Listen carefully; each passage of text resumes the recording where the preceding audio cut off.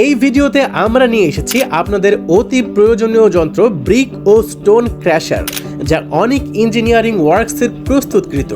এর শক্তিশালী মোটর, নির্ভুল ডিজাইন এবং টেকসই স্ট্রাকচার আপনার কাজের গতি আরও বাড়িয়ে দেবে।